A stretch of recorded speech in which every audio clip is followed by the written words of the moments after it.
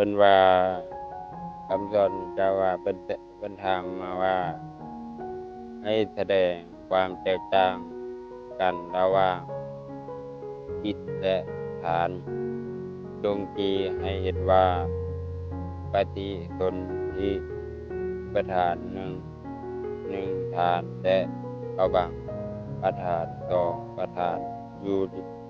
ยู่บันไดนะให้ขออันนี้เอากับ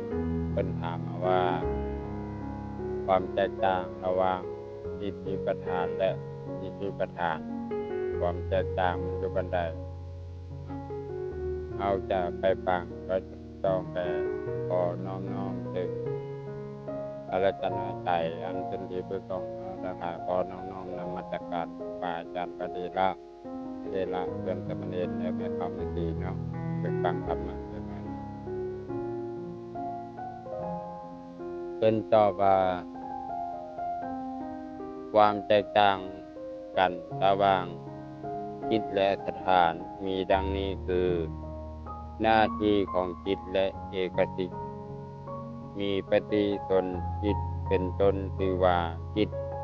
สถานที่ทำงานของจิต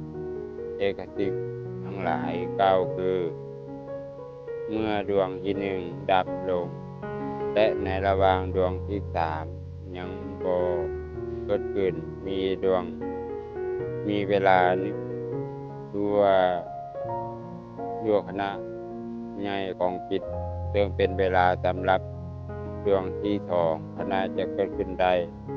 และทำหน้าที่ของปฏิสนธิจิตเป็นต้นในระหว่างนี้แหละชื่อว่าฐานและ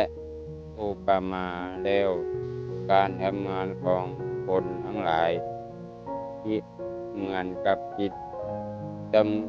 ำนักงานต่างๆเหมือนกับประธานปฏิสนธิฐานหนึ่งสถานคือระหว่างสุติจิตกับภวังคจิตภวังคจิตมีสองประธานคือระหว่างปฏิบัติส่วนจิตของอาวัตถีส่วนจิตกับอาวัตถีส่วนจิตส่วนจิตอาวัตสันส่วนจิตคือโมฆะทัพพส่วนจิตและกับอาวัตส่วนจิตสัทธาลัมมนะมูลจิตกับอุติจิตส่วนจิตกับอุติจิตอันนี้เป็นถามเนาะความแตกต่างกันเป็นอะไรเนาะอันจิตดวงเฮามันมีเกิดขึ้นในอารมณ์ใดอารมณ์นั้นเป็นบุญหรือเป็นบาปจิตของเฮามันต้องจิตอยู่ในภวังค์เนาะในเวลามันเกิดดวงที่หนึ่งมันจะดับเพื่อมันจะเกิดขึ้นเดี๋ยวแต่สำหรับเฮาที่จิตเฮาได้ควรพิจารณาจิตของเฮาว่าเป็นอะไรเนาะอันจิตของเฮาบูทันของมันจิตของเฮาคืองานว่าบ่ได้ฟังธรรมบ่ได้สนใจธรรมเนาะแต่นี่เพิ่นว่าธรรมะคำสอนอยู่ในอภิธรรมเนาะอภิธรรมเพิ่นสอนเนาะ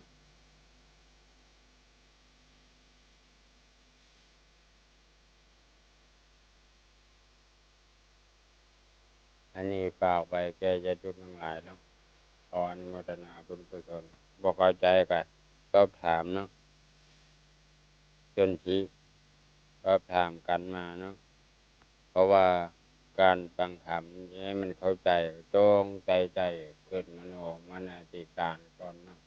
อันเอาบ่เกิดมนสิการก็บ่เข้าใจธรรมะเนาะขออนุโมทนาบุญกุศลผู้ได้เข้ามาฟังคลิปจงมีความสุขความเจริญได้บุญกุศลได้บุญได้ปัญญาโดยเถิดสาธุ